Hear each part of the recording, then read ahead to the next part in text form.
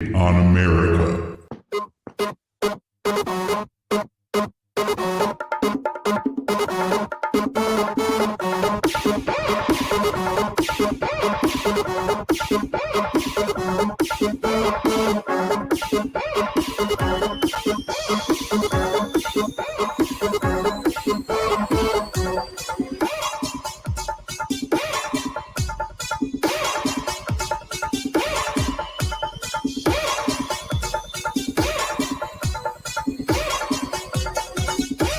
Breaking barriers.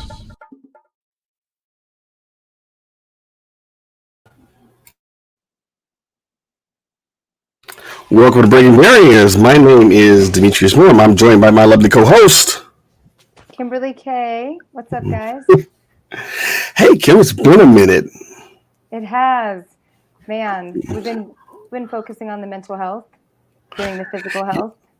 Yeah, life. Yeah, a short one. Life happens. For those of you guys who hadn't seen me, I don't talk about it much, but I do suffer from a seizure disorder, and I had a really bad one and had to be hospitalized for a couple of days. But I'm back. I'm here. I'm good. And I was talking about me. Sorry, I didn't mean to put you on the spot. I was talking about me. I was like, I've just been doing mental health stuff. I was chilling, but that's good to know that you're better. I do also know what the seizure disorder life is like. So healings and blessing vibes over to you, Dino, as always. Thank you for being here for tonight. I was like, I can't do it without him, man. The hot topics, the breakdown's not the same. Oh my god! And you had so much going on too, with like moving and the kids and youth. Life happens to us all, for us all. Yeah, and we're moving around right now, just testing the different neighborhoods to see where we want to move. So we're in Airbnbs, and we switch like every 2 weeks. And being on the spectrum, not having your stuff and moving around is very disruptive. So we're definitely not going to be doing this for much longer. Thought it was good in theory. It actually worked out for a couple places because we realized we didn't want to live there. So it was good for some things, but yeah, we're over it for sure. Well, let's jump right into this because we are bringing over some of our family from Twitter Spaces, which is an audio app, and they get to see us, and which is big for us, and I guess for them, I guess. And you brought someone along with you tonight, who you can tell me about. Yeah, so we're excited. The world of Twitter Spaces, for those that may not know our story, Dino and we met in Twitter Spaces, and then Breaking Barriers was actually a Twitter Spaces show.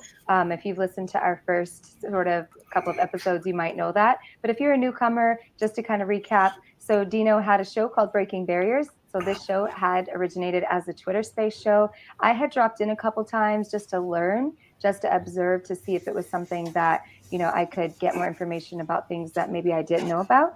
And Dino welcomed me with open arms, him and his co-host at the time.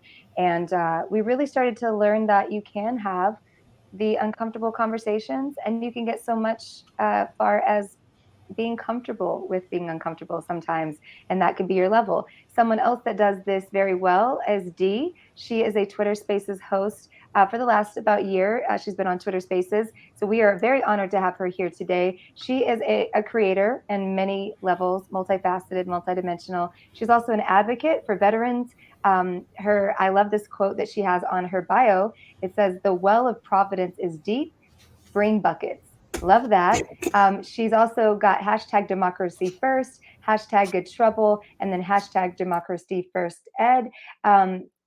But I want to introduce her now, and I want to ask her about this hashtag good trouble, because that's the most important part that I saw. Love all the other things she's doing, but if we could bring Dee on, I want to just know about this hashtag good trouble, because I want to get into that with her tonight. Well, welcome, Dee. Guys, I'm so happy to be joining you this evening. And you want to talk about the good trouble hashtag? Tell me what the good trouble means. What does that mean? Okay, well, good trouble is inspired by one of my civil rights heroes, John Lewis. And I have one of his tweets penned as my pinned tweet. And he uses that, and I know most people have heard him, talk about it and say it, but it was just something that was very inspiring to me. And I decided to use it because the space that I host every day is democracy first. And the ED part of it is kind of twofold, because the code I have is Eugene. And initially our roles kind of swapped. He started the space, he was the host, I was the co-host. A lot of things happened, have reversed, but we have never stopped. We've continued. So we use that ED for our initials, but it also stands for education, because we feel like that is what we're doing. We're having educational topics. And the good trouble part is because of John Lewis, and it's to spark conversation and to make noise, like you said. Yeah. Good trouble, I love it. So you know what? Let's dive into that really quickly, just so you guys know a little bit about Dee's inspiration here. So the pinned tweet from John Lewis says, "Do not get lost in a sea of despair. Be hopeful. Be optimistic. Our struggle is not the struggle of a day, a week, a month, or a year. It is the struggle of a lifetime. Never, ever be afraid to make some noise and get in good trouble, necessary trouble. Hashtag good trouble." So thank you for letting us start out the show with you, Dee, on this. This is going to be great for the topic today, which is how Twitter Spaces, audio spaces has built this global conversation. And that is what Dino had started when he started Twitter Spaces. So thank you for joining us. And I'm excited you're going to be here for the breakdown as well. I am too. I'm really excited, and thank you for inviting me. Yeah, I got kicked out, which is it happens. I'm like, wait, I'm gone. They wanted a ladies' night, so All of the I don't I was know. like, where All did of it these go? platforms have their little things. They do. definitely. So Love let's you. let's dive right into the breakdown. Well, where are we going to start? Well, I'll start with this one. Me being here in Georgia. We've got a lot of hotly contested races for governor, for Senate, and one of the biggest ones is the Senate race with Raphael Warnock. Pastor Raphael Warnock is running against Georgia football legend, former Dallas Cowboy Herschel Walker, who somehow got the GOP nomination, and yeah, there's that. And if you're here in Georgia, you see the ads are great because they talk about Raphael Warnock. He sided with Biden on the Green New Deal, which is spending all of our money. Don't tell Herschel Walker wants your guns. He wants to take your guns from you. And I'm sorry, Raphael Warnock wants to take your guns from you, and he doesn't want everyone to have the right to have guns. And I'm like, wow, these things sound like good things.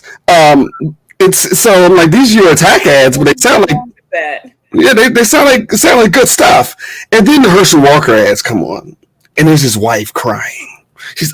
He put a gun to my head and said he would blow my brains out. And like, what? She can't say this as if it wasn't true. Wait a minute, this really happened. Like, he put a gun to a woman's head and said, "I'm gonna blow your brains out." And the more the ads come out, like he says, the Democrats, they want to get rid of our good air and send our good air over to China. And when they send our good air over to China, China bad air got to come over here to us. And I'm like, man, is that how air works? So all these things are happening, but he keeps coming on. I'm a God-fearing Republican. I'm a pro-life, and now it comes out that Herschel Walker not only encouraged a woman to have an abortion, but he paid for it. And they say people say, "This is your king." I'm like, this is your candidate. This is what Kimberly, I'll go to you first because I know Dee's got a lot to say on this, but this is does the GOP vet their people? I mean, what's going on here? So, do they vet their people? I mean, Trump had a whole life and was like a reality star that you could see like literally had some mental health issues. So yes, they definitely vet them, but not in the way that we would assume. So here's the thing. What's interesting enough is that the Walker campaign actually, they knew about this. Okay, they knew about this emerging, and a spokesperson and people who talked to Politico that broke the story, they said that the Walker campaign didn't think this was the abortion story that they had heard about. So there's possibly two. First of all, it gets worse. And they also thought that people would be more accepting of this because he's an ex-football player. And of course, he's spreading his seed. And there's probably more children that he doesn't know about. And isn't that what we're just used to with football players and basketball players? So what's funny enough is that they did know. And so they just ran with it. Before he was even, given the nomination, they did know these things could come up. And then when it was, hey, can you give us a comment on it? They were like, wait, is this the one we think it is? I don't think this is the one we think it is. So then it opens up to, did he do that? He's done this twice now. There's 2 abortions he's paid for, possibly, allegedly. So, and then, with the wife story, you have to really understand defamation to know that anyone willing to put this woman on an ad knew that she was going to be open to defamation if she was lying, right? So they would have already vetted that. They would have vetted if she had proof to be able to say he put a gun to my head. So I don't know if there's video or audio or anything like that, but like defamation is a really big deal. And especially with someone like the Walker campaign, they're going to have attorneys. They're going to have someone that's on that. So the fact that even made it out and she's not being sued for defamation at all, I think that tells us a lot right now because he just doesn't want her to put any more proof out. I don't believe, but I want to hear what Dee has to say. Well, yeah. The sad part of this is that, like you said, he's a football player. He suffers from mental health issues. You talked about betting, and that's where the sad part is that the Republican Party knows this about him. I feel like they're taking advantage of this man's mental health issues, but he's going along with it. And they're willing to, drag him across the finish line because what's her name? Dana Loesch. She said it. They really, he could abort baby eagles on TV. They don't care. All they care about is holding on to the Senate. It's about control. So what you said about his wife, part of the problem that they're having, they're willing to defend him. But all of their defense is based on what he tells them. And he keeps lying to his own team. So that's why they can't get their story straight because, first it was an anonymous person. And then, they spin a story together for that. And then they found out, oh, she's not anonymous. She's also the one who's had one of his children that he denied initially. I mean, how do you work for someone like that? I mean, at least it's kind of like having an attorney. You need to at least be honest with your attorney. His son Christian Walker is a conservative. He's an influencer. Has a show, and he supports his dad to an extent. But he also so now when this came out, Christian Walker had this to say. Just don't lie about your life at the expense of me, my mom, and all of the people that you've affected throughout your life. You don't get to pretend you're some moral family guy. You don't get to pretend all these things. Talk policy, talk normal. Do not lie. So that's Christian. So, Dad, don't lie. And it's weird when he was interviewed about it, and they asked Herschel, like, what do you think about your son calling you out? All he had to say was, I support my son. I love my son. My son just graduated. My son's a good guy. He said, well, what do you think about him, calling you out? I said, well, I think the left will do anything. And he never answered the question. He never even talked about his son. The left will do anything to try and win this seat, but I was going to win this seat. I mean, this is what's it's normal, right? I mean, that's And what I'll Dee let said. them destroy He has mental to do health. it. Yeah, when you go for someone who can, legitimately be a puppet, and it's not to say that he didn't have talent or he's not intelligent in other ways, but we do know that damage happens, especially playing football. Taking hits to the head like that. You have the Tua injury that's going on with the NFL right now, and the controversy there. They're not protected, and that's another story for another time. But just the years of damage, and then he's going on right now, and he's a mouthpiece. It's really easy to see who gives. I call them pageant answers, political answers. We all know what they sound like. We all know what a spin sounds like. So like you said, a normal person would have sounded normal by saying, this is what's going on with my son or whatever, blah, blah, blah. But he said anything but what the question said. He was like, the left will do whatever. I mean, we've seen it with many Republicans forever. They always jump to a spin.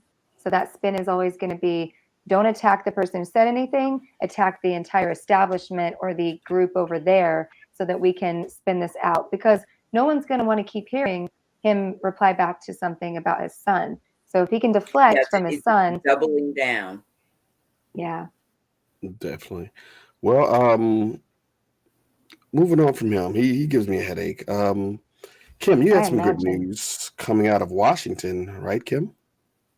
Yeah, so I opened up this morning. I was just reading through my normal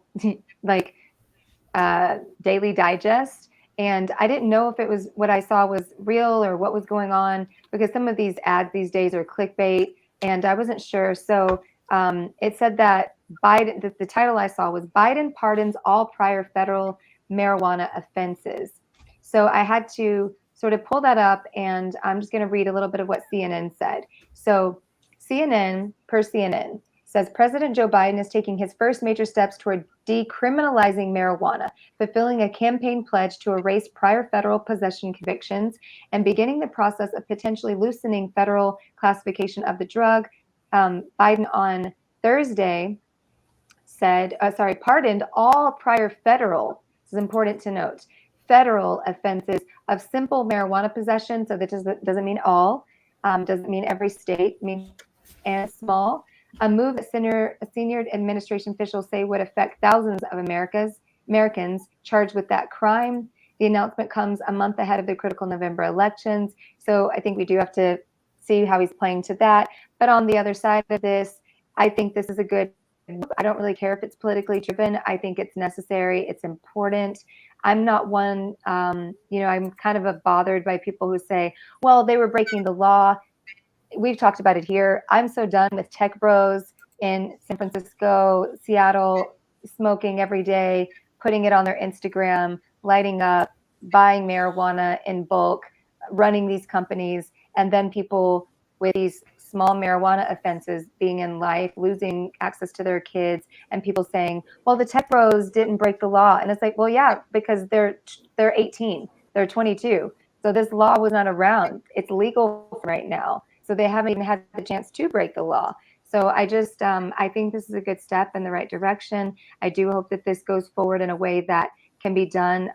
My concern is, how are the local officials, state officials going to throw wrenches and try to cause some sort of like, oh, these people have to stay for these other charges or something else, or we can't move quickly. I really don't know how that happens, because we do know that the prisons also are a business or financial institutions.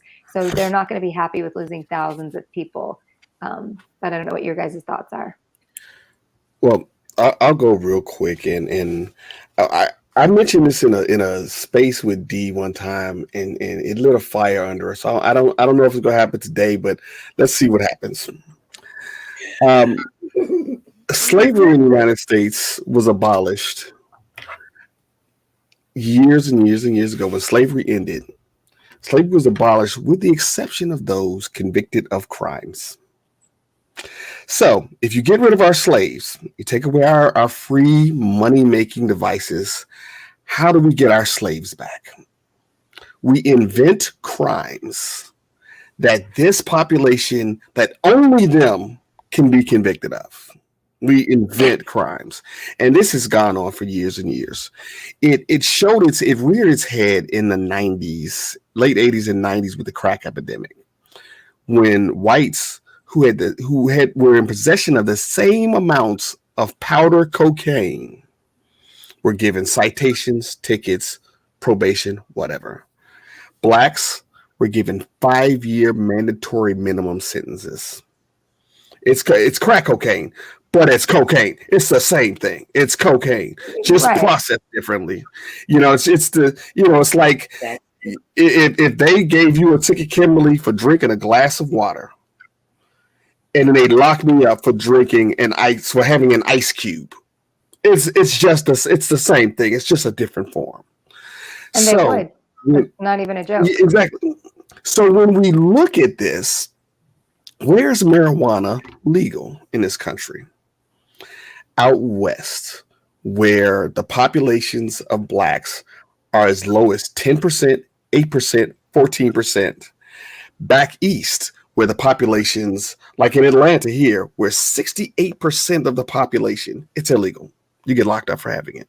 In these states, in the South, in the East states, it's illegal because you got the higher population. And people will say it can't be this kind of plan. That can't be. Oh, but it can. So that's what I see when I see that this stuff has been criminalized for so long. And things like cigarettes, which kill at a much higher rate, alcohol, which kills at a much higher rate. All these things are absolutely legal. But Dee, I want to hear what you have to say about it. Well, that is a subject that is near and dear to me, and that is really what it boils down to is when you have certain populations who are penalized for things that other populations, get slaps on the wrist or nothing at all. And most places will, I feel like, get it legalized. Like you said, these places in the South, they don't. And even with what the Biden administration has done, I don't see that really being very helpful for these southern states, because most things that are passed down from the federal level, if it's up to the states to administrate it, it depends on the kind of leaders you have in that state. And a lot of these southern states, like Georgia and Tennessee, like here in Tennessee, we house one of the largest prison system headquarters. Okay. And as you said before, it's a for-profit prison. So they make money by making sure people are in there. And they're going to continue to make sure that people are in there, because like 5 years ago, just before the former administration took office, we had a referendum on the ballot, and it was about marijuana. And essentially, it passed. But what happened was the legislature, which is largely Republican, started poking holes in it and deciding to basically take most of that away. And basically what we ended up with was them deciding not to totally like fine people.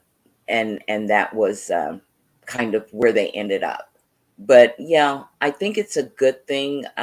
But it's going to be up to the states. So it's going to be up to people to make sure that they push their local legislator to, to allow it to happen.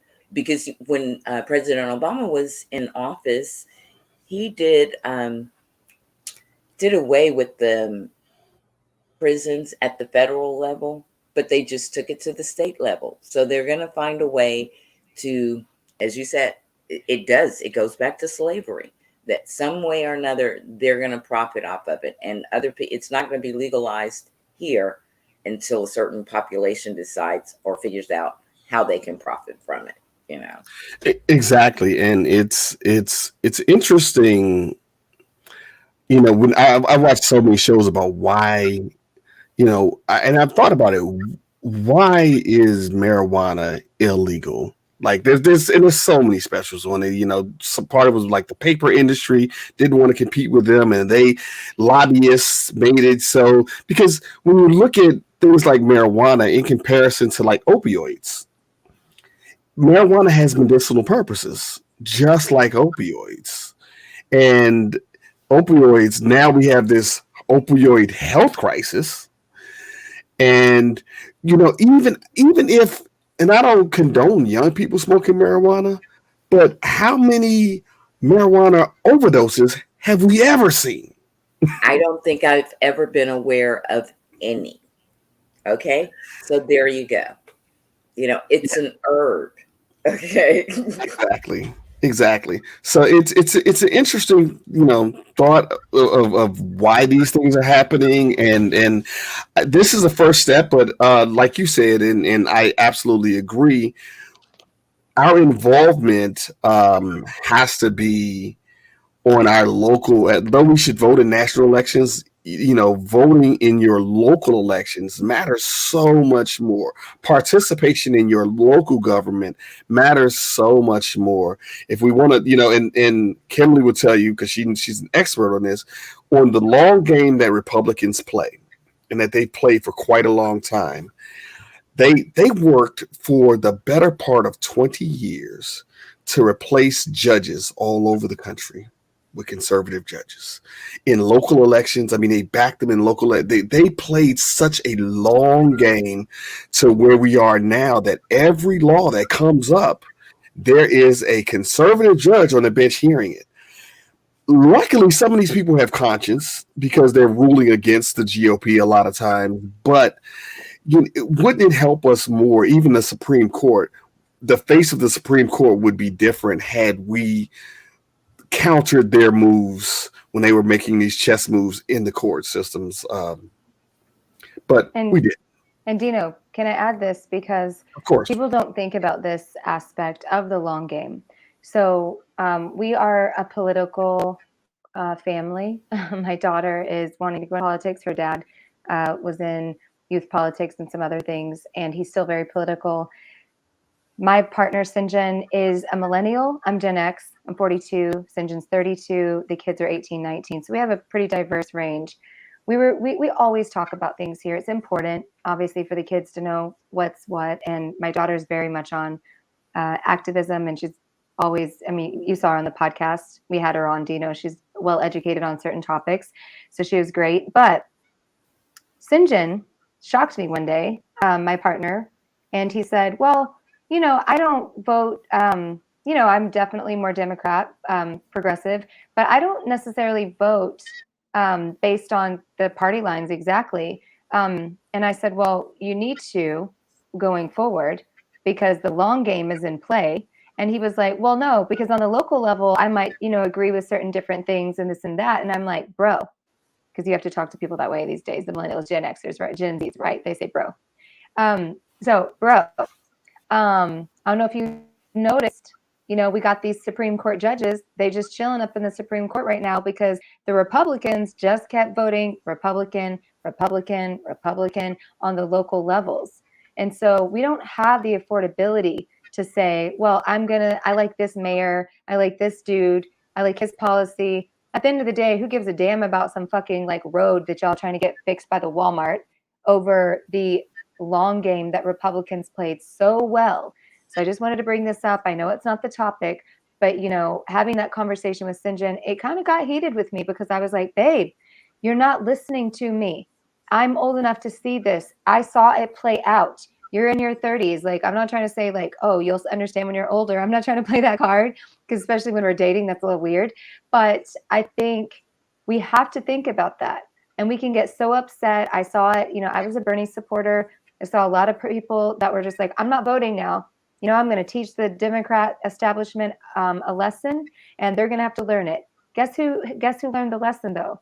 We did, because the Supreme Court showed up how it is right now. So I don't know what lesson y'all trying to teach people by not voting, but it's not working that way. And I was one of those people that was like, I'm not going to vote. And it took me so much. I swear to God, I was shaking. I mean, it's no lie that I don't like Hillary Clinton because of my days in Arkansas working in politics there. And I know a little bit of the skeletons in the closet, not the conspiracy theory junk, but just I don't care for her. But I'm like walking into the mailbox, to put in my ballot. And I'm like, I do not want to vote for this lady.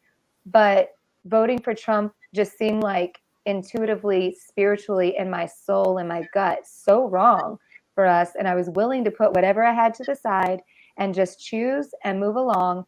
And I think that we have to think this way going forward. We have no room, zero room. And it's what we talked about last time. Dino, you weren't here.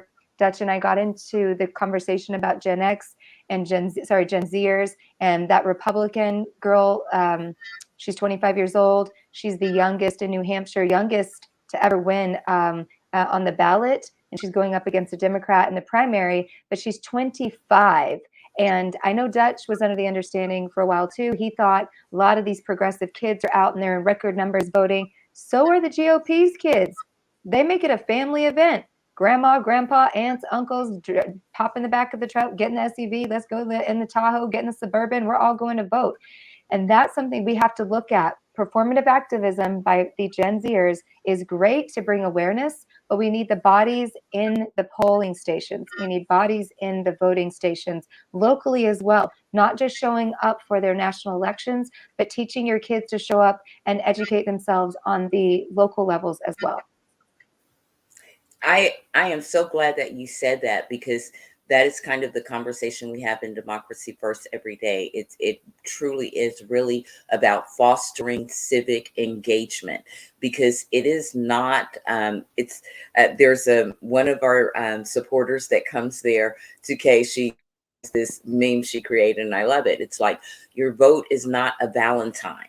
It's a chess move. You don't have to be in love with the candidate that you're voting for. But what you're doing is putting, making moves to improve your community's life over time. It's chess Please moves. say it one more time. It's not a Valentine. It's a chess move. Y'all quote it. That's it. That's the quote. That's the tweet. It is. And it really sums up the attitude. And what I try to do is, like I said, we foster discussions around it. And also to get people to understand that civic engagement is not just a one-time thing. It's not an every 4-year thing. Even if you vote in year elections, like midterms, like we have now, it requires you be voting every time there is an election going on somewhere in your community that you're authorized to participate in. You need to participate. You need to think about it like brushing your teeth. It is it's us maintaining our democracy, because truly place now where it's slipping away from us. And even with this current election, we need to win it, but we have no time to sit back on our laurels after that, because we have a president up, and these people are already talking about who they're going to run on the other side, and none of them are good for democracy. So we have to get people to the point to understand that, sometimes people have trouble talking about politics. It's like, I don't feel comfortable. And I understand that, but I try to get them to understand, whether you talk about it or not, to be engaged in it, because everything that goes on in your life around you leads back to politics in some way. The roads in front of your house, they get, whether or not they get repaired or built, are decided by politicians that you either voted for or you didn't. And when we're not engaged, when we're not making our voices heard, even when we have elected officials in that we didn't vote for, it's important to still make your voice heard to them. Like, I have representatives now, like Marsha Blackburn. I certainly did her, but I still let her know what I think, what I want, she rarely does that. But I want her to know that I'm here because, when you're not engaged, people do all sorts of things, that have an effect on you.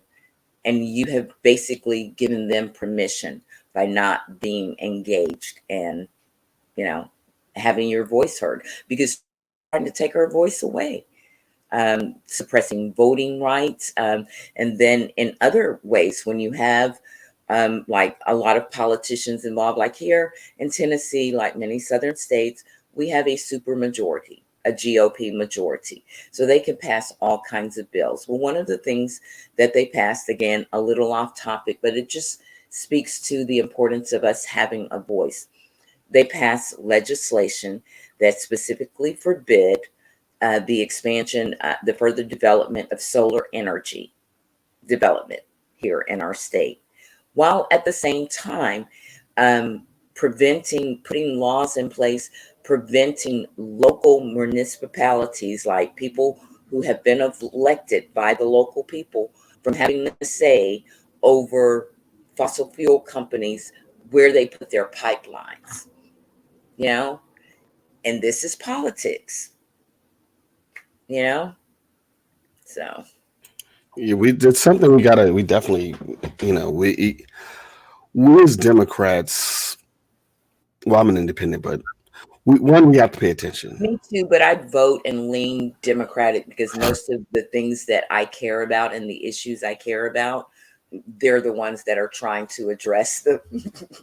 Yeah, that's the road for now. And I'm going to tell you, it's funny about that you said that, because the average Republican, right, they don't vote based upon the issues that they care about. In fact, they often vote against their own interest. They vote party first.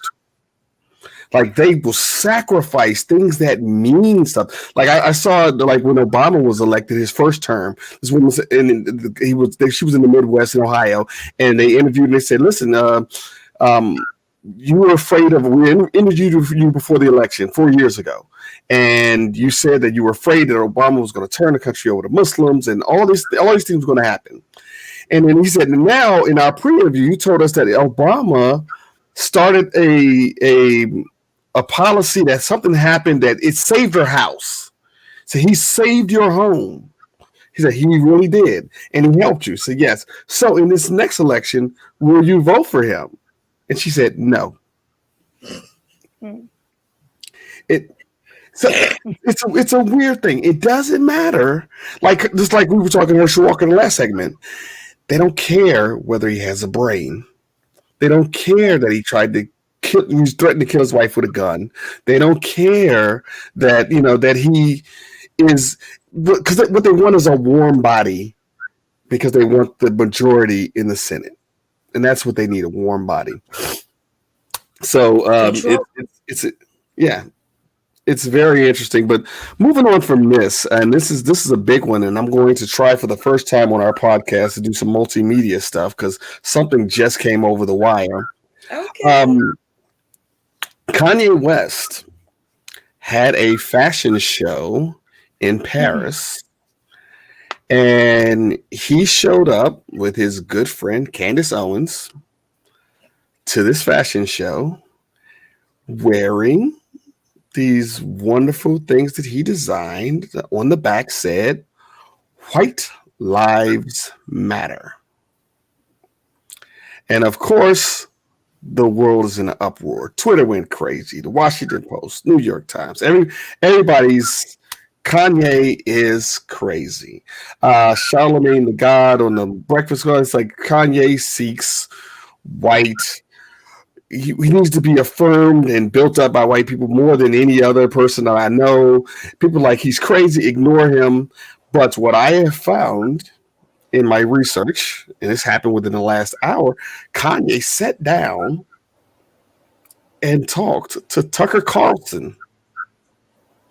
And I'm going to play some snippets. They're like 30, 40 seconds. I just found these. So, and I've never done this on the show, but I seen Dutch do this on the Dig podcast. So here's what I'm going to do.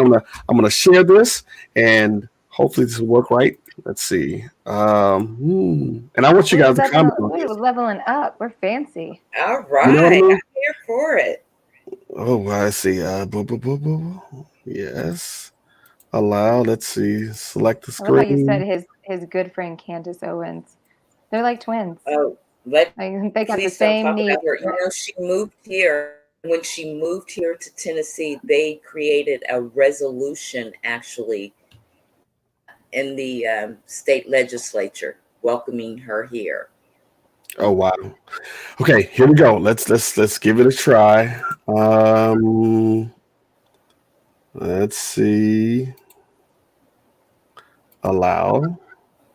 Oh, that's weird. Nope, that didn't work. Hold on. Well, it was coming. We saw it. It looked like Let's it see. was. Oh, wait a Yeah. minute. Okay, wait a minute. I'm gonna try this again because I think I got it. Let's see. Share screen. Boop boop. And let's see. There we go. You did it.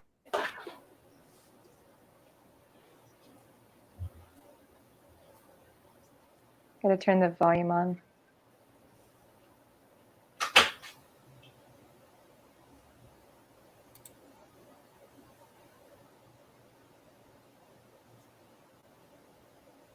We can't hear the audio, Dino. Oh, hold 1 second. I'm going to. You All right, figured it. Chris. Now I got to figure out how to do the audio part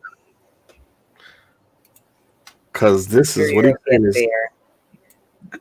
I'm gonna get there, and I wish my good friend Dutch was here. Let's see. Well, oftentimes when you open those videos, the little icon has the X over the The mute speaker. button. So Yeah. Good one more second, guys. Don't hurt me from this. Let's see. Let's see. Do I? Okay, wait a second. I'm I'm going to do the quicker way, and I'm going to share the audio that works. because yes, because that will be much easier because I got it pulled up right here. Hold on a second. He says, let's see. And 1 second. Well, anyway, talk about yourself real quick while I pull this up about your reactions to So, how you felt when you first saw it. well, I wanted to say one thing just to see how we think about this. So, an interesting thing that I saw, I can't find the meme, but it's Kanye holding a piece of paper and it says, the same people that are upset with me over wearing the shirt that says White Lives Matter are the same people who made my wife, a white woman, a million billionaire over a sex tape. So I thought that was interesting that he put out that sort of, I don't know why he's still obsessed with Kim K. Like, come on, dude, move on. I've had something similar in my divorces. Like, move on, honey. But I just thought that was interesting. There's lots of people saying there's merit to that, but at the end of the day, I really don't understand with how Kim Kardashian becoming famous, whether we all subscribe to it or not, has to do with which I saw the comment here. It's a slap in the face for the murder of Ahmaud.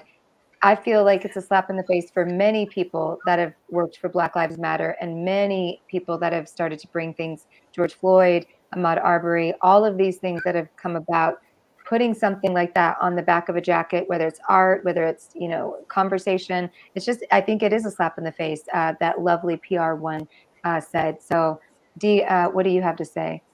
Well, I think one of the first things that made me think about it was when the former First Lady went down to the border and she had that jacket on that said, Mm-hmm. "I really don't care, do you?" And that it gave me those same vibes. Yeah. It's interesting that you said what you said because I read something. I think this may have been a TMZ article, and it was about a report on Candace Owens' podcast, and she was bashing Kim. and she was talking about her comparing being taken off the platform, the Instagram platform, I think, and Pornhub or something like had been. So this makes me think that kind of what they did is somewhat coordinated and just, you know, designed to sting in places that just are kind of cruel, and even his ex-wife, because I think one of the things, like with the abortion ban and all of these things, they use family values and morality to try to um, you know, demonize Democrats or other people, when, you know, if they hold a mirror up, it is them, like the things that they are generally accusing other people of, and the behavior are the ones that they are exhibiting, you know, in mass. So I just kind of thought Projection. it was interesting that you said he talked about his wife, and then the article that I read in TMZ talked about Candace having, you know, basically bashed Kim. So I just feel like, again, he's being used by the Republicans in much the same way as Herschel Walker. And he too has a known mental health issue. I mean, he has actually stated that he's bipolar and sometimes he doesn't take his meds. Yeah, I think Yeah, he also equally is using the GOP as well. So He's it's a grip. a shared using. He's using It's them to stay relevant, to stay controversial, to stay in the limelight, and then they're using him as the token person that's like, see, Kanye, the black guy, and Candace, this intelligent black woman, they don't feel how you do. So yeah, what you yeah. got and for us? it's also, it's an op actually that has some Russian, you know, kind of propaganda, because, you know, that racial thing, like you said, like choosing these token people to actually hurt and to cause divide within those people's own community, you know. Well, let's see what he has to say. There's three clips I want to play, and they're one's about a minute. This first one, but I think you'll find, and we can comment after each. Here's the first one. So you just came from Paris Fashion Week. You just landed, and you have a lanyard still on from it, and there's a photograph on it. What is that? It's a photograph of a baby's ultrasound. Why is and that you designed that? Yes. Why? What does that mean? It just represents life. I'm pro-life. Boy, so you wear it on a badge. What kind of response do you get? And good, amen. I agree. I don't care about people's responses. I care about the fact that there's more black babies being aborted than born in New York City at this point. That 50% of black death in America is abortion. So I really don't care about people's responses. I perform for an audience of one, and that's God. Subscribe to the Fox News YouTube channel. Catch our That's the first one. The most truthful thing he said was perform. Out of everything that he said, perform. And he's trying to perform family values and being pro-life. And I do think for him, like, he does have a mental, but I do think that it's a big grift for him, and he knows it. And the same with Candace Owens. With Herschel, I don't know that it's so much a grift as it's an ego thing. Kim. I was gonna say what I've seen. I grew up with a friend in Arkansas, and he drastically changed who he was when we were in high school. I'm trying to word this properly. And I didn't understand what was going on. So he started dressing a certain way, acting a certain way. It was very interesting. He had joined the football team, and I was like, we'll call him, I'll just come up with a letter. We'll call him Jay. I was like, Jay, what is going on? Like, this isn't you, like when you're around us, you're one way, and then you present this other thing. And he was like, well, I need to get a scholarship. And if you act one way, then the coach does not like what he considers ghetto or thuggish or this. I was in the 90s, a 90s baby. And so he was like that. Those are the words. He's like, he doesn't like that. So I just have to play this role because it gets me more attention.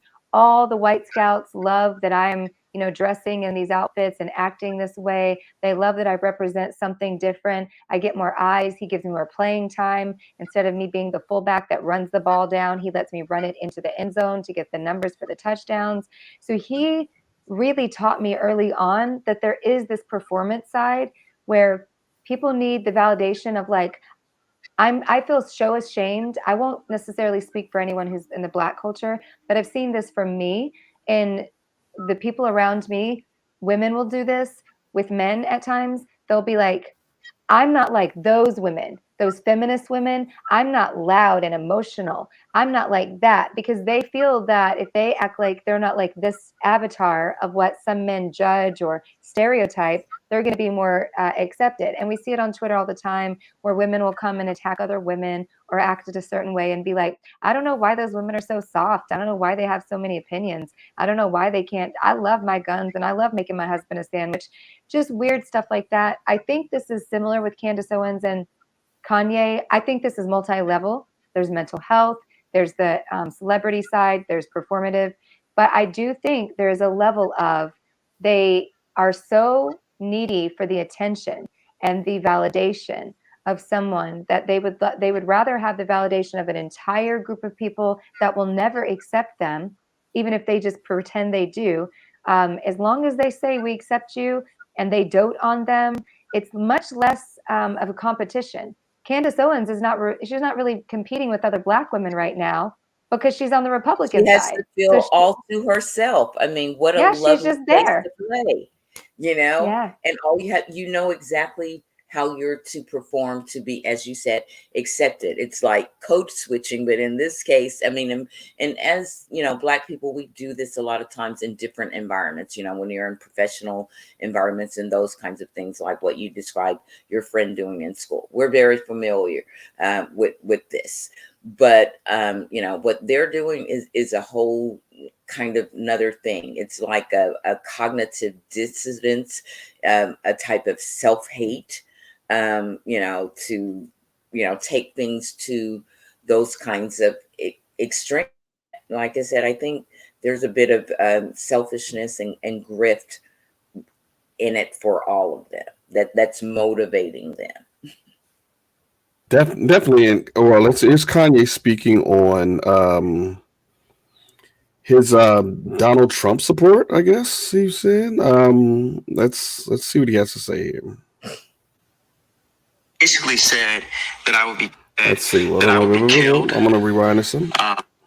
My so-called friends / handlers around me told me, like, if I said that I like Trump, that my career would be over, that my life would be over. They said stuff like people get killed for wearing a hat like that. They threatened my life. They put my life. They basically said that I would be killed for wearing the hat. I had someone call me last night and said anybody wearing a White Lives Matter shirt is going to be greenlit, and that means that they're going to beat them up if they wear it. And I'm like, okay, green light me then. Subscribe to the. So he's turning himself. Yeah, he's turning himself to a victim now. This is where everyone's attacking me and for being who I am, and now they're gonna beat me up like he's not a billionaire who's got like more security than the president, but they're gonna beat me up when they see me for wearing this shirt. I hate to say it, it's brilliant. But I mean, listen to the brilliant. words. He said, "My handlers." The people around me, my handlers. I mean, he let it slip out. My handlers, like, dude, do you know what you are even saying right now? You know what you're admitting to? And this gives of histrionic disorder vibes.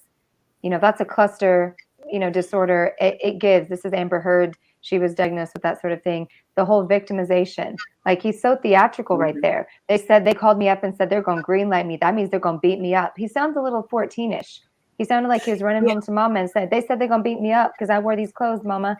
It comes off like that. It didn't come off very professional, like I had death threats and, this was crazy, but I got my bodyguard in place. He's coming off very much like, white people, Scripted. all of you, listen to Scripted. what, Yeah. yeah, he's on Tucker Carlson. We know he's on Tucker Carlson, right? So he knows the majority of the people listening are white people that are going to buy more of his albums, buy more of his products, buy more things. So it's like maybe white people who didn't understand him back when he was more urban is what they would call him, or however he was before. Now he's appealing to the side of, look, because I stood up for all of you, they're going to threaten my life.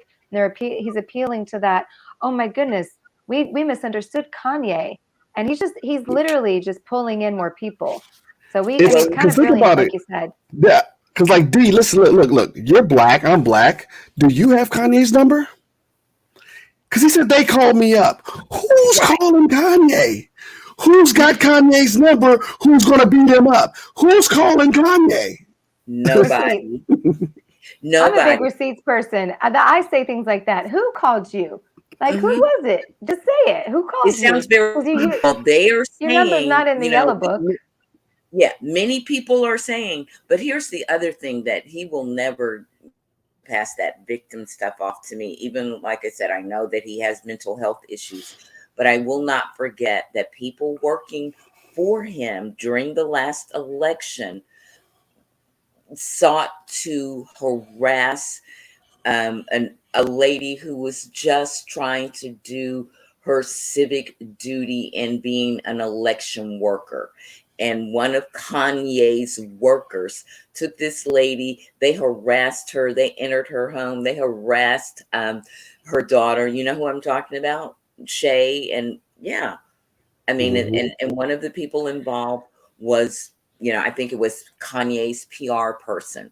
So I have no sympathy when you can't be a victim when victimized and sought to target someone who was truly, honestly, just doing something that many Americans should do or would like to do, just being civically engaged. And you had this lady's, and not just hers, but her daughter and her mom's life threatened. So you get no pass, nothing. You have a whole lot to apologize and make up for. Exactly. Kim, you and this is what I see in Kanye. He seems like he wants to be the Black Howard Stern. In this new generation, Kim, and I'm going to ask you because you're a social media expert, in this new generation, is it as powerful being to be God, what are the two words I want to say? Infamous? Is it more powerful being infamous than it is being famous? Because I think infamous is what Kanye's going for. Yeah, absolutely. So we have now shifted as a societal norm. I don't know if it's a societal, but what we've accepted, but we are in an era of infamy being much more marketable, being much more accepted, being much more, I guess, entertaining.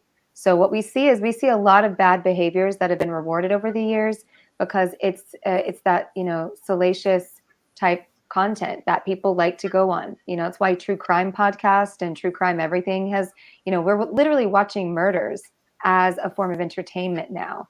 And so someone like Kanye, he got it very early on.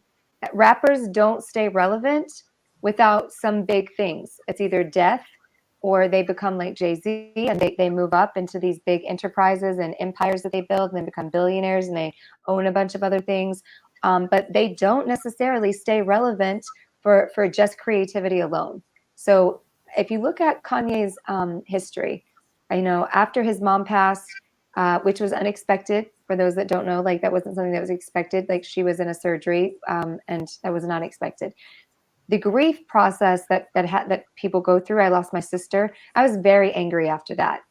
If you don't have the right people around you, you don't have the right help, and then you also have a mental disorder like he does, and then you're also put on a reality show like Married to Kim Kardashian, and the whole world sees everything. It becomes a whole mess. So I think that he is going for some level of infamous. He watched. I mean, look. It's that whole saying, you are the 5 people you surround yourself with, right? So we look at who people surround themselves with, who they align with, who they conduct themselves as, like, this is a part of my group. And when Trump was the president, running for president, Kanye aligned with him.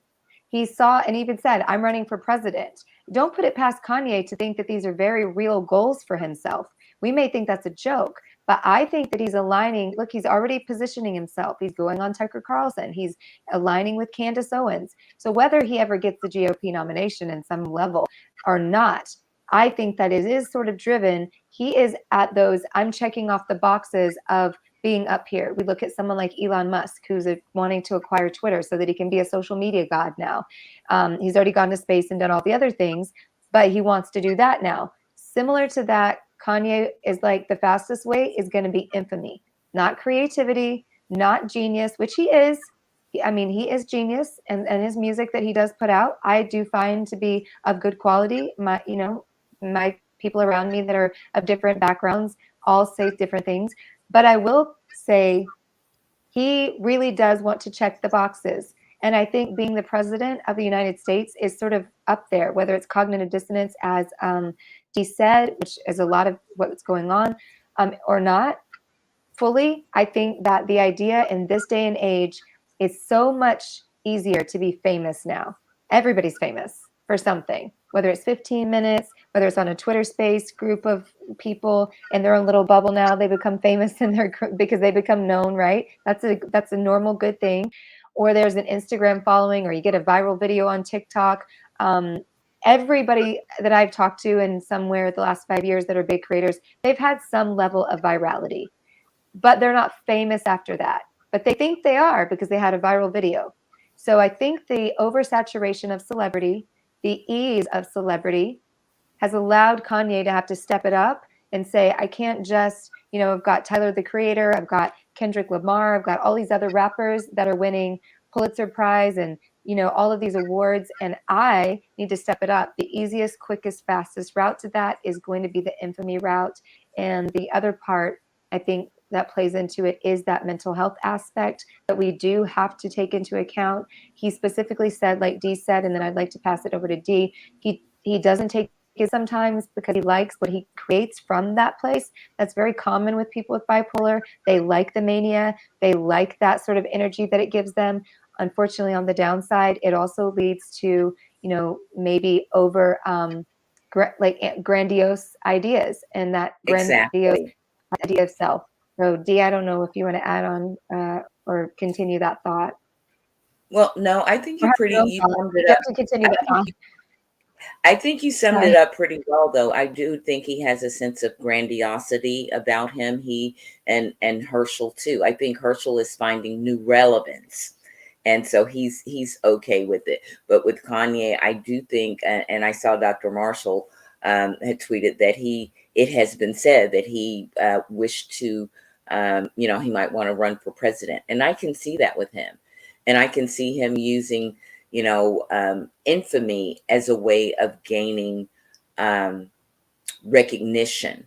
I mean, look at Trump. I mean, a lot of the things that happened to him initially that people say, oh, that's surely going to take him out, like that tape that Billy Bush, dropped. They knew that was it, and it didn't. And he just continued to double down. So I think that he's getting some lessons from him and some others who have to capitalize on really, I think, behavior, and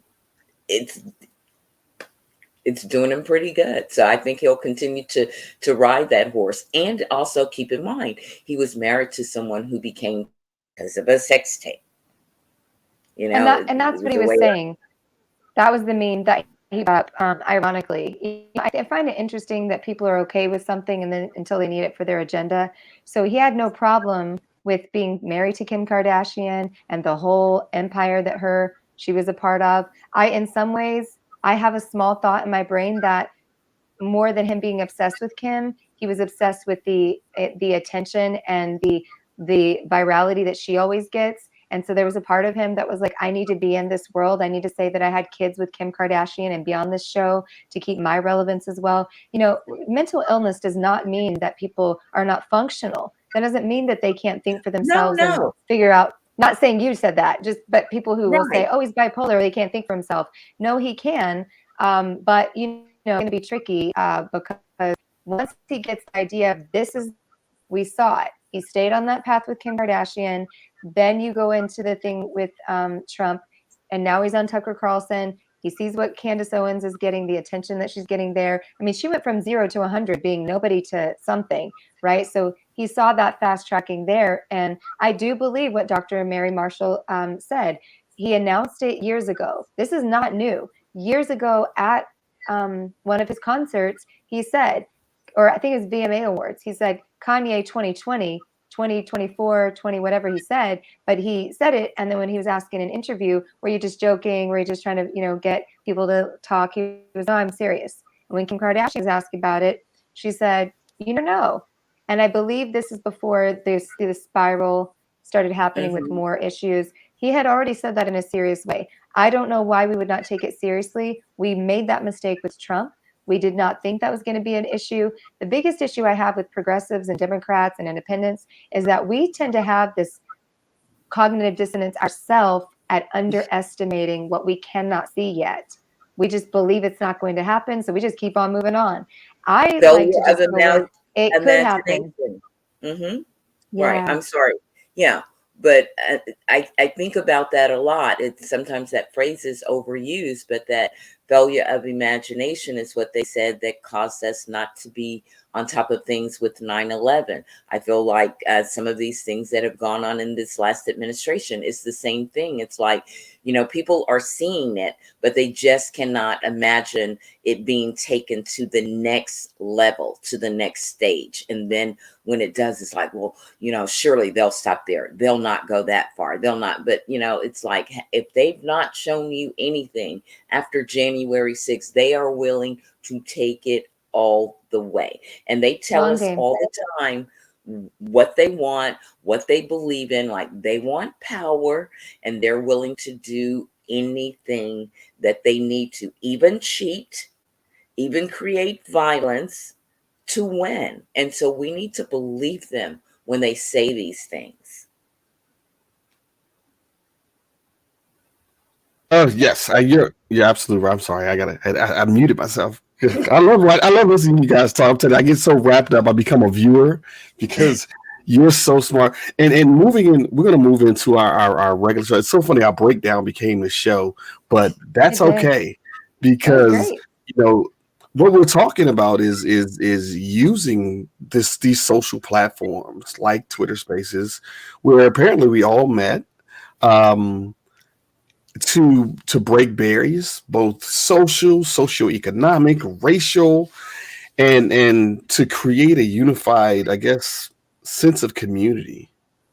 And so we can start that, but I would like to, in the spirit, since we all met there, all of us, I would like to bring Dutch on because he's one of us, and he was you know, we met him in the space, and he was in my spaces. He was in spaces with you. So if he doesn't mind, if he doesn't shake his head, no, I'll bring him in.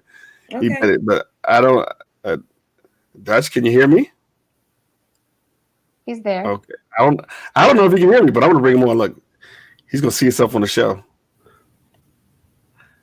Hey, Dutch. Do you hear us, Dutch? It's funny he can't hear us. So he might have it muted. And he's looking at something else. I'll text him. He'll get it. So, I a while back, I was in a space hosted by a woman named Bobby. We're going to shout out all our Twitter friends now. Yes, which is an audio platform. And she was talking about artists, and she played this wonderful song from some woman who could sing, but she's no longer a singer, but she does all this other stuff. And the song was amazing. Let me say that the song was like, okay, who is this? And then she started talking. And I'm like, wow. And then she said stuff that like was blowing my. I said, yeah, I'm Native American. I'm like, what? This white girl's Native American? Because I saw her picture. If you ever seen her pictures, oh my god, her pictures are so like, there's always like, it's always Kim and with flowers and by the ocean or big hats and it's amazing thing. So she came in one of my space. Well, I talked to Bobby and I was like, you know what? After speaking, Kim came on and she commented, you know what, Dino? You ought to do a space. I'm like, yeah, I'm not doing this. You guys are like pros and shit. No, if you do it, I'll come. I'm like, okay, I'll do it. So that was the start of me. And it's so funny. That was the start of my whole social media life because I'm really not a social media guy. Yeah. So, I get on Twitter and I'm not kidding you. I get on Twitter, I said this before, to troll people, but troll people with positivity. Like I get on Twitter to say, hey, guy, you're looking good today. Or, if somebody posts something, I don't see anybody else. But I seriously scroll through people's feeds to leave positive comments. And that's what I do. And then when that little spacious thing popped up, I didn't even know what it was. And I popped in. It's like, oh, wow. So I listened for a while. And then I say, what if I ask to speak if they'll let me? And I spoke. And that's how I met Kimberly. And that's how I got the idea for Breaking Barriers. Kim, you were a pioneer in spaces on Twitter, if I'm not mistaken. Yeah. Thank you. Yeah, so people say that. Last week, somebody said that a couple of times. Space. You don't really think about that when you first join a beta. There's a lot of people that came in before me that I learned from, so I don't necessarily want to. I mean, you're autistic. You're on the spectrum. Compliments don't exactly work for us, or titles to things. We're like, ugh. But what I will say is, you don't really think about that, and you don't know if it's negative or positive until enough time plays out. And I may not have been positive for everyone. I've made some mistakes in my own right, but I kept going and I tried to do the best I could. And we talked to Dee earlier, pre-production on the Twitter space, and it was great to hear, talk with her about the evolution of us all here and what we've learned and how we've watched people in these spaces grow up mentally, spiritually, emotionally, intelligently, globally. Culturally, especially, and that's what we were talking about. So that led to the topic today that Dee fits perfect for. I will say, as we pass the mic over to her, I was not ready for Bobby to play that song of mine. I played it in a Feel Good Friday to just fill space because our person was not there, and I wanted to do good because it was our first sponsored space. And I think I was the first. I know I was the first sponsored space on Twitter Spaces, and I was very proud of that because I was like, I brought my sponsored world of influencer over to Spaces. But I played this song because I was like, I have this song if you want to hear me sing. It's not going to be great, but it was Bruno Mars cover, and it was great. And I'll tell you why Twitter Spaces is so influential in people's lives. That song was recorded before my spinal cord surgery, and my vocal cords have shifted, and I've fully many times have gotten emotional about how I don't have the same voice. I can't sing the same things. I sing and my voice does these weird things. And so I always get emotional on this show. But being able to, before my voice changed, being able to share with people on a Twitter space that didn't know me, a part of my life that was beautiful at the time. And I wasn't in music anymore, but to be able to sing and to connect to some people. And after that space with Bobby, I was able to sing a couple of times in Feel Good Friday and just not take it too seriously. I don't really do that anymore because of the damage on my vocal cords. I needed that. I need that memory to go back to. We have tragedies that happen in life all the time. Many people live through. You guys, you and girls and different people. I know that you feel this. We don't know what life is going to hand us. And it can hurt for a long time. So the things that get us through are the moments of connecting with others. So Dino connecting in that space with you and then seeing, you go and do a space on your own and then to see us here and then to see Dee around Twitter Spaces as I've popped in different places and see her here tonight is just a testament to what social audience do and how it really is breaking barriers literally and figuratively and also how it's also building. community. So just want to welcome you back in the spirit of that, Dee. Thank you for joining us on this topic of Twitter Spaces. Would you like to just give us a little bit of history of how you got started on Twitter Spaces and what you do now, what your shows are about, and what you focus on? Oh, absolutely. Well, initially, when I learned of Twitter Spaces, I went into a few and I just kind of listened. And one of the first people that I met into Twitter Spaces was Sharky Ray. You may know her by, and she does a Yeah, lot she of came on my different. show. Yeah, she does a Yeah, lot she of didn't have different. hosting abilities when I met her. So we did some Okay. co-hosting. Yeah. Right. Well, she was one of the first who she was in there and she have even been hosting. I just heard her talk and I don't know, we kind of formed a bond and so I followed her into a couple of spaces and then it was Adam, then Joseline and Bobby and I became part of Bobby's community and gradually Pixie. And that's the podcast community. And that is the community where I first, I felt like really resonated with me, like the IT and the creative community. It did, but I kind of like what was said before. I felt like maybe some of them were really professional, a lot more professional than me. I felt kind of out of my league there, but very warm and accepting community. I love Bobby. She just has a way of making you feel great no matter what you do. And so anyway, after I started going to Pixie's, the Wednesday podcast she was having, or you know that space for podcasters, that's when I really started to feel like genuine relationships were developing. Authentic voices also like that opportunity. Not only were we connecting and relating to one another, we were teaching one another, we were learning from one another, and it just started to grow because I learned a lot of things from Pixie and from other people in there to kind of get the structure of my podcast and my mission.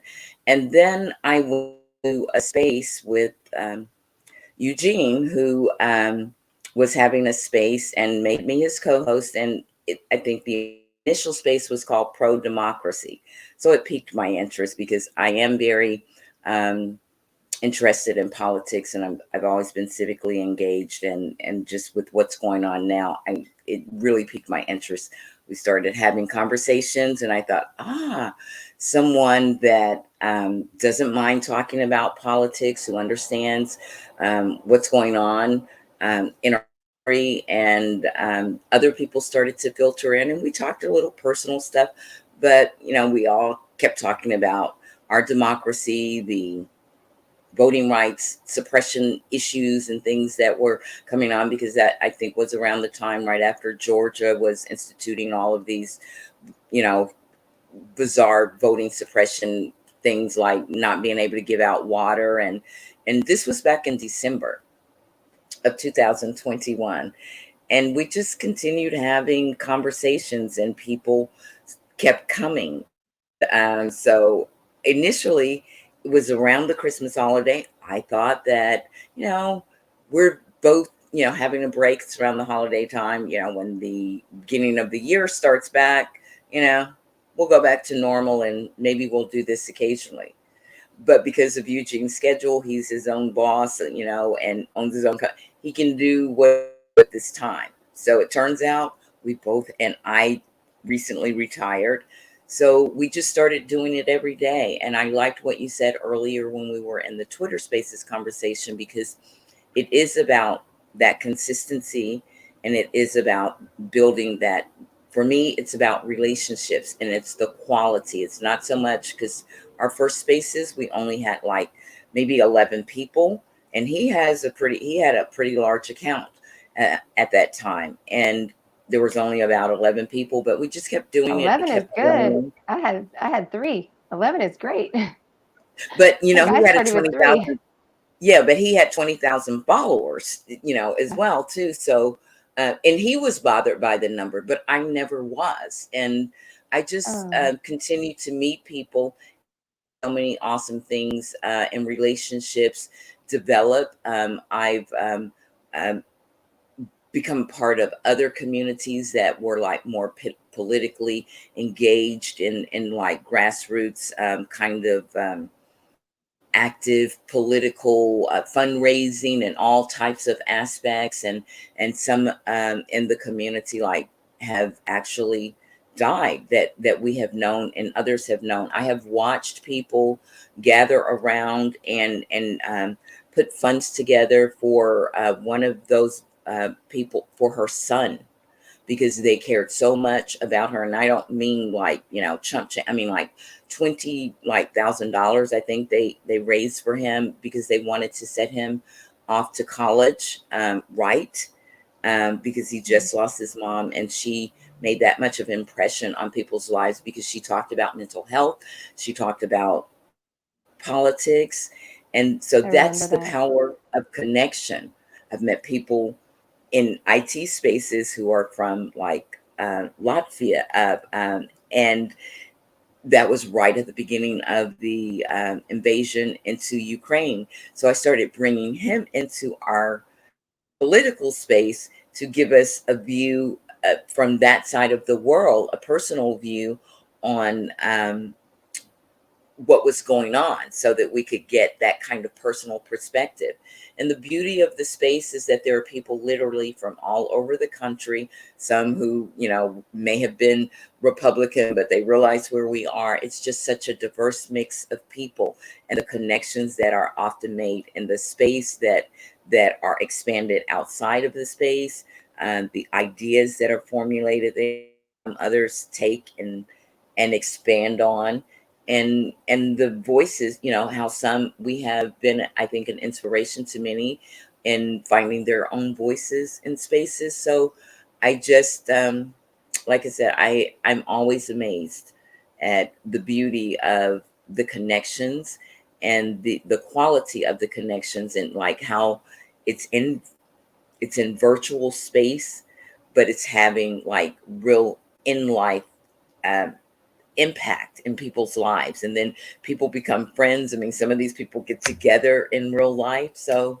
I don't know of anything else that has brought me that much joy since the AOL soap making boards that I used to Yeah, participate that's I, so I, funny. I want way back. Wonderful. Yeah. First, I want to take a second to do this. For those that are listening, Kim, since you're the expert on this, I want you to go into detail about what Twitter Spaces is, Oh, how people can find it if they wanna get on and join it, how they can find it, like even as much as starting their own Twitter account, and what they need to do to find those, and then people like us in those places.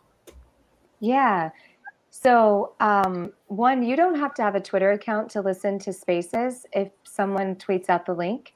So, if you're against giving information and terms of services and things like that, and you don't want to start another social audio, social platform, anything, then you can listen via the link. That's why I always try to put my Spaces in my Instagram as well, so that people can listen through their desktop. So, if you want to listen through the desktop, you will not have a photo that shows up in the room. No one will know, because oftentimes people are a little leery of getting into rooms and what's discussed in there. So if you're a little bit scared about being seen, or you're, played hooky your work and you don't want your boss to see it, you can listen on the desktop.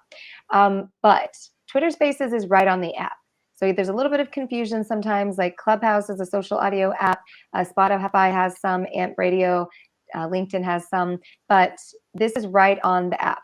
There's nothing new. You don't download anything else. So what you do is you hold down the button where you're gonna, create a tweet. And if you would like to create a space, there's like a little button there that is for spaces. Now, if you have been on Twitter and you've seen the little marquee at the top, is what I call it.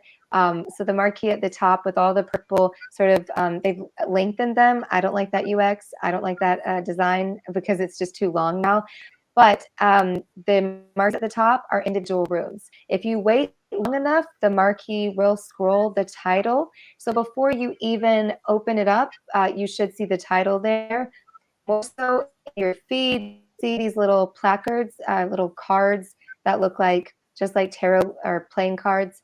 You can tell that I'm spiritual. I'm all like tarot cards, spiritual cards. So playing cards size, and it will have the person who's hosting, it will have the title, and then it will also have maybe other people speaking. So if you see somebody like Dee or Dino that is in your circle and they're in a room, if you trust Dee and you trust Dino, then you can usually probably trust that they're in a space that is safe, that is of value, that it's supportive. So that is how you can recognize Twitter Spaces. Now, Twitter Spaces is an audio-only platform. There's no video. The only thing that you can see in the room is the little icon of each of our profile photos, and you do not have to speak if you go into a room. That's a little bit of the confusion sometimes with people. They think that if they go in, they have to be a part of the conversation. You can be a great value to the conversation just by listening and hanging out and supporting the host, and then maybe like just learning. You know, I did a lot of learning in the beginning of Spaces, hopping in, just listening to a lot of people. So that's important. And then if you do get the, I guess, feeling to speak, just know that it's important that you test out Spaces, see how the host and the co-host navigate their rooms for safety, how they navigate maybe trolls, like Dee said, she said earlier on the Twitter Spaces. She doesn't really deal with that as much anymore. If she does, it's quickly dealt with, and she's not worried about the trolls that come in because she has a way of handling that. So do I. Dino does that exceptionally well. So you want to get into these spaces for a couple of reasons. One, it is a great networking tool. And as someone who deleted an entire following and just started over, I can tell you that the quality of people that I am engaged with now is much higher and multicultural, multifaceted, multidimensional. So very much more on a grander scale. You're going to connect with people that are of higher quality. Second, the rooms allow for so much broad spectrum of talks. So whereas on Instagram, TikTok, you've taught the algorithm what videos you want to see. So you're really teaching yourself to just keep seeing the same thing over. You're not really going to be challenged. These rooms allow for being challenged because you have Dino, Dee, myself, a Bobby, a Pixie, an Adam, that we're all from different backgrounds and we're all sharing a stage or a room together as speakers. So I might speak from my background, Dee shares hers, Dino shares his. You're getting 3 perspectives all in one talk. So it's sort of a podcast mixed with a live experience together, just with no video. And so the wonderful thing about that is that you can take in a Twitter space, understand what they're about, learn from the different people, their styles, and then start to really build community. So if you don't want to participate as a speaker, the great that you can do is they allow for you to, there's a chat bubble now, it's called the replies, they call it the entity. I don't know what that's about. That's some like weird UFO shit, but it's called the entity. Like, I'm like, what is that about? So I call it the chat reply section. The Twitter Spaces team knows what I feel about certain names, but anyway, they're fine. And then you can write your replies in there. So say you're at work and you don't want to have to get on, or you just don't want to be a part of it vocally, or you don't have the ability to speak, you can be a nonverbal participant. And most hosts also allow you to DM them ideas, perspectives, comments, as I've seen with the 2 hosts here. So that's how Twitter Spaces is. For the more technical breakdown, it was built on the old platform, which was Periscope. If you remember back on, that was the live experience there on Twitter. They did away with that. Twitter Spaces it's going to be up in the air, with the Elon Musk deals and all that. But what I will tell you is the building of community that you can do very quickly on Spaces over the course of 6 months to a year. Dino has seen. It's the big place that I get referrals from my clients now. I don't even know what I do. Nobody even knows what I do, but other people refer me because of what I talk about in my space, which is called the Creator Classroom. And then in some other things that I do spiritual guidance on for manifestation purposes. You can be multifaceted. So someone like Dee, who's working in more of the activism and awareness and progressive, politics space, giving people voices and a platform, she could also decide to do a whole different space on another day that shows a complete different aspect of herself. Maybe she's crafty and she puts together wreaths or something every single day, and she could talk about that, talk about knitting.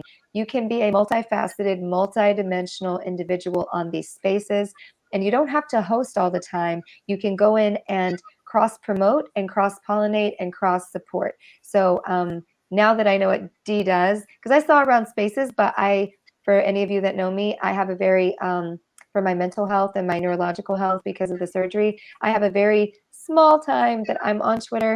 So I have limited that. If I don't see it in the feed, then I'm very not aware of what's going on. So I would recommend going and finding the host like Dee, and following them on Twitter and setting your notifications from them.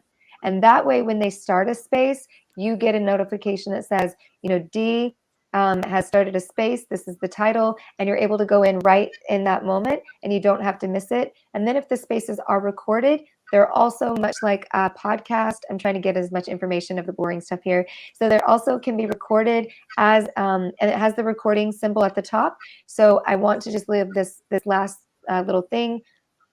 It's very important to note, safe spaces do not always mean that they're not being recorded, because it's not recorded. It's a safe space. We learned very early on, before Twitter enabled the recording option, that people were recording with their iPads. They were recording people on the phone. So before you go into any space and you go in there either acting like a fool and a racist and misogyny and whatever, or you go in sharing a vulnerable story, be very mindful that it's a public space. You are not protected because it's not recorded. So be very mindful, set the intention before you go in. And lastly, we know Twitter's dynamic. We know that Twitter mainly survived as a platform of chaos for the longest, celebrity and chaos.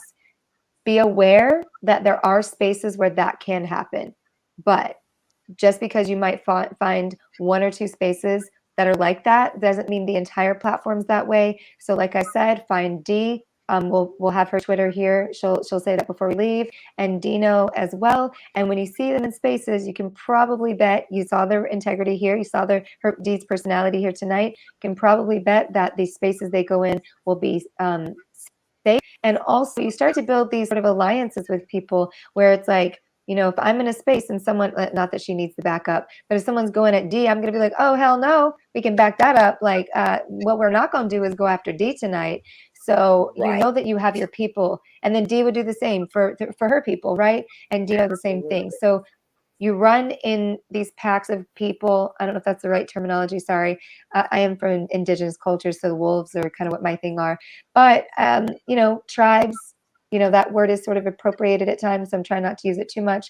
But tribes, cult groups, people that are safe for you. So that is what I can give you in that long story long version of Twitter Spaces. And if you have any questions, feel free to find me on Twitter and DM me. Yeah, That was beautiful. I like that. Yeah, and tribes is absolutely the word, because there are tribes all from Native America to Africa to Asia. There are tribes all over the world, and you're right. Your tribe will find you, and you will find your tribe. You know what's funny, and I'll say this about spaces. I jump around to a lot of spaces when I'm bored.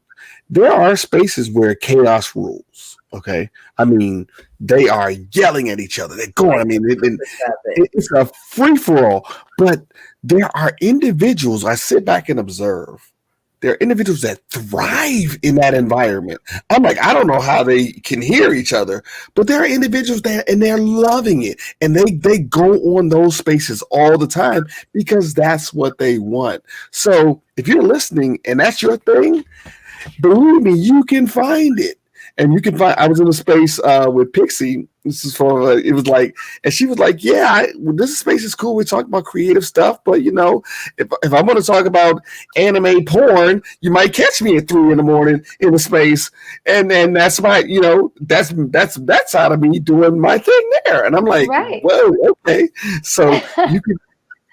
Anything you're into can manifest itself on these spaces. Have you guys found that Twitter and Twitter Spaces has made the Earth a little smaller, brought us a little closer? Have you guys found that, Dee? Very much so. In fact, it reminds me of a German saying I had heard when I was there, and it was pretty much like, the world is a village. Like, it really is pretty small. And I think that Twitter Spaces helps to kind of crystallize that feeling and that saying, because I have this thing that I say that people in general, and this is around the world, certainly in America, we are more alike than we're different. But when we can get to celebrate the differences, that's where the beauty comes out. And that's what I love about spaces. I feel like it has allowed me to meet a lot of different people in a more authentic way that I never probably would have otherwise. Doesn't mean that I always agree with them. We don't have to, but we learn the differences and we can still appreciate one another. And I like what you spoke to, Kimberly, about, like, we're multifaceted. We're not two-dimensional, like human beings. And so we have different interests. And that's one of the things that I used to tell people about a lot of times when I was doing Democracy First, because they would see me over in like Adam spaces and IT spaces, or in Bobby spaces on Saturday, the creative space, and or in Sharky Ray's spaces, which could be, any number of things. And so I would tell them, just know that, first of all, if I'm there, it's going to be safe, because I know that whoever is hosting it is going to be making sure that it's a safe space. And I'm going to let you know that too. But just know that my total being and everything that I care about and I talk about is not related to politics. Yeah. So, and it's important. And I have another group of friends and community where we do talk a lot about politics, and it's kind of my African American community, where we talk about how politics affect us and how we move and what we need to do. But we also recognize that we have other aspects to our personality, and that we want to have fun, and we have learned to do some other things. Like now we have a music space on Fridays that is Black music, but it's every week it's something different. Like this week it's going to be jazz and blues, and one week it's Christian music, or just different things, and people get to bring their top 5 and tell a little story if they want to. So just like I said, us getting to know each other as humans in different ways, like maybe connecting on one issue, but recognizing that there's so many other that just help us connect better and form a sense of community. That I was a agree long with answer that. to your question. Yeah, it's No, I okay. loved I that. saw somebody. I saw somebody mention earlier, real quick, that this is their first time seeing you talk, Dee, like seeing your face. How's Yeah. that feel? I know.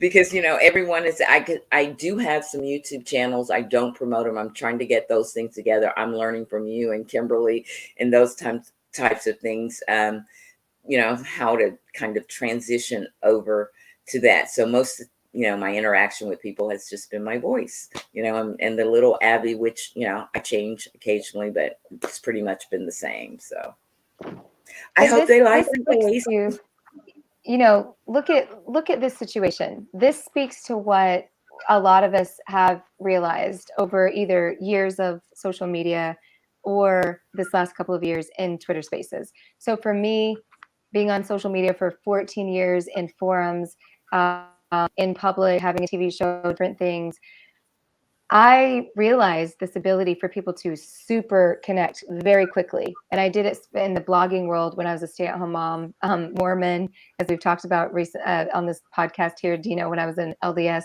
I was a Mormon stay-at-home housewife, and I, was a crafter for my mental health. I did a lot of scrapbooking and art journaling, and had my own products in stores and all that kind of stuff.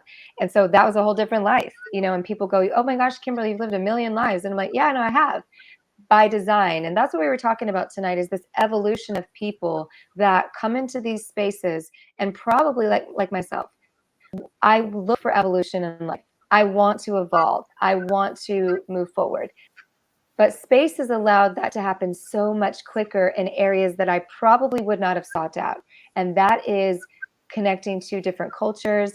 I do a space called the Social Media Retreat with a guy named Joel, and he's from the Caribbean. And so we just get in there and we talk from different people and there's 5 of us that talk.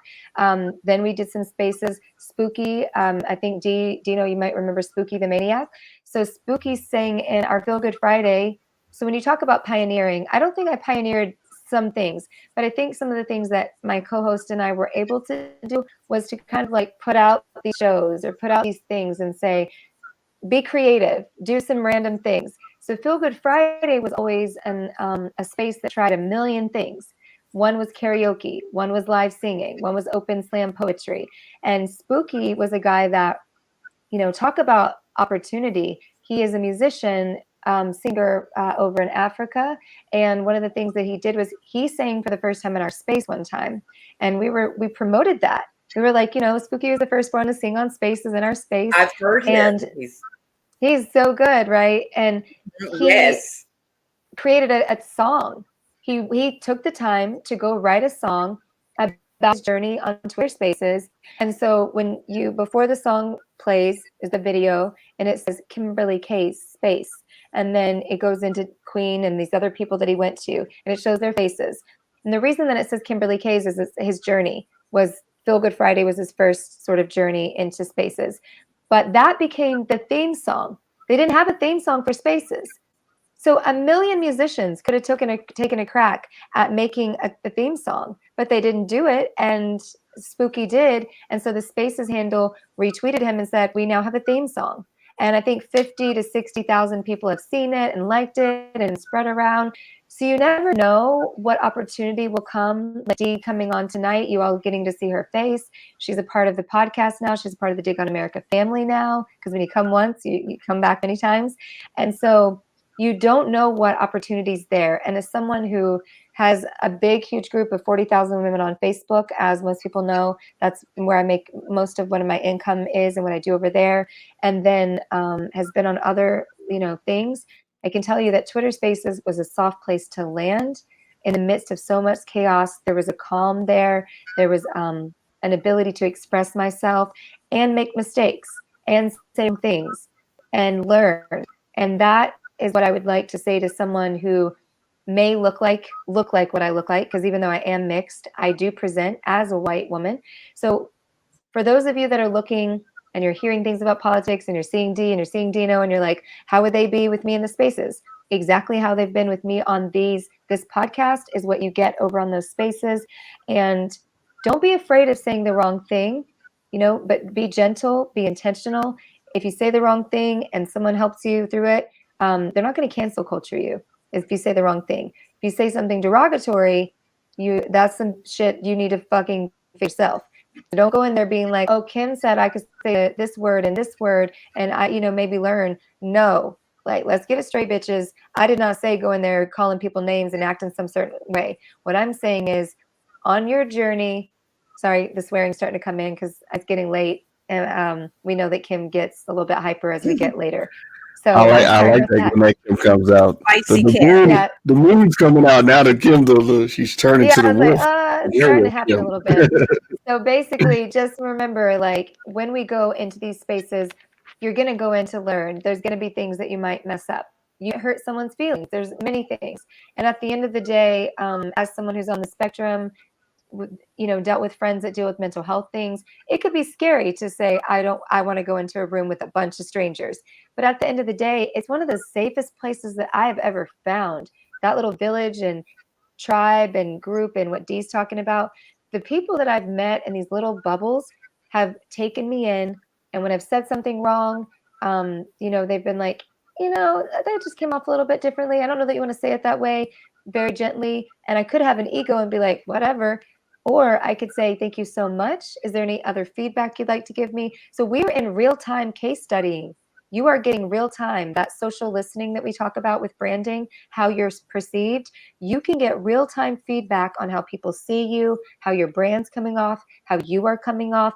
And you know what it's made me?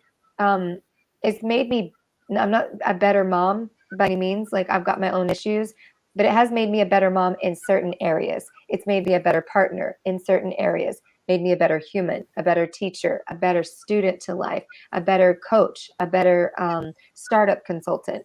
I can now see from a global perspective and take different ideas from different, not take, but be derivative of different cultures and sort of tip my hat to them and say, thank you for teaching me this. And when an ad comes out or a campaign comes out, I can say, this was inspired by this group of people, and they can celebrate those wins with me. So it's very different than stealing, appropriating, stealing from cultures and giving nothing to. When you build community, you don't want to steal from your people. And I mean your people as the large community that we're building there. You don't want to steal from people. You want to invite them into the wins, invite them into the opportunities. So that's what I've seen on Twitter Spaces. And it's just, look at the opportunities. We're all sitting here as Twitter Space hosts that met on Twitter Spaces via Bobby with Dino and Dee via the other channels. And we're all being able to be a part of these conversations that were big when it comes to legalizing marijuana, or the Kanye conversation, or the Herschel Walker experience, whatever it is, we all got to give our perspectives tonight. And I'm better from sitting down with these two people and hearing from them, and also the comments that you all are gifting us tonight. So I just want to say thank you and have that attitude of gratitude before I might start using too many swear words and dropping F-bombs. Yeah, yeah, and wrapping up, and that was a perfect way to do it. D, we need to know everywhere we can find you, what handles to use, and if we're going to join you on Twitter Spaces, where do we find you? You can find me at Deja Designs, and that is D is short for my first name, which is Deja, and it's DESIA Designs, and so it's at Deja Designs on Twitter. And the space that I host with you. It's also Indigenous, and it's every day, Monday through Friday at 1:30 p.m. We usually go for at least 2 hours. Most of the time, it's 2.5 to 3 hours on the average. Sometimes it goes a little longer depending on the conversation and who's in there. But we would love to have you in there. We do welcome news. I do moderate, a specific way, and that's just to ensure that we do have a fluid, flowing conversation that is respectful. And I think you will find that you will be welcomed, and you are going to be in a safe space. And it doesn't matter if your ideas aren't the same, you're going to be respected. So I hope you will join me there. I'm building some other places. I just haven't put as much work into them, but I do have what do you call it? A link tree on my Twitter feed. So on that link tree, you will also find links to, I do have a website because I am crafty and I do a lot of things. I'm just not putting a lot of energy into that, and links to my other podcasts. So go to my Twitter feed and check out the link tree to find me in my other spots. Thank you so much. I'm easy. Dino More Films on Twitter, DinoMoorefilms, Dino More Films. And I will jump on every now and then to host the Breaking Barriers spaces. And I'd be remiss if I didn't mention Torch the Poet, my original co-host. And now Torch the doggy treat maker. He's making doggy treats. He's doing this thing in Florida. So he's my guy. And he broke me out of my autistic shell to start doing this, and I thank him and will be ever so grateful for him in doing that. Kimberly can be found at Dear Kimberly K on Twitter. If you also didn't have a pen to write down Dee's information tonight, or Dino's, they are on Dear Kimberly K if you follow me, because I know we're live streaming. So if you want to follow Dee, she's tagged in the post that is live. So you can follow her there via that post. So Dear Kimberly K on most platforms, Facebook, Instagram, all those things, except TikTok. I don't do the kitty talk. That's not my vibe. But you can find me there. And then also you can find us collectively always on twitch.com/Dig on America, youtube.com/America. And we do Breaking Barriers every Thursday at 6:30 Pacific Standard Time, 9:30 Eastern Standard Time. We'll be back many times. Hope to see Dee back here as well. And then I do a Twitter Spaces show for creators. You can find that on my timeline. And tomorrow I'm bringing back and reinventing. So it's a little bit, I'm excited. Feel Good Friday. It is the longest running Twitter show, I was told. So it's exciting to do that. So we're bringing that back tomorrow in a different way. And it's going to be titled The Reinvention of Self. So you can find us tomorrow talking about the reinvention of self, which goes with tonight and the evolution of our journey on Spaces and as individuals. You guys back here on Thursday next week. Wonderful. And join the Dig on America Network this Sunday when Lauren Hubbard interviews Dr. Chris Jones, governor candidate in Arkansas. Once again, see you next week here on Breaking Barriers, and we wish you well.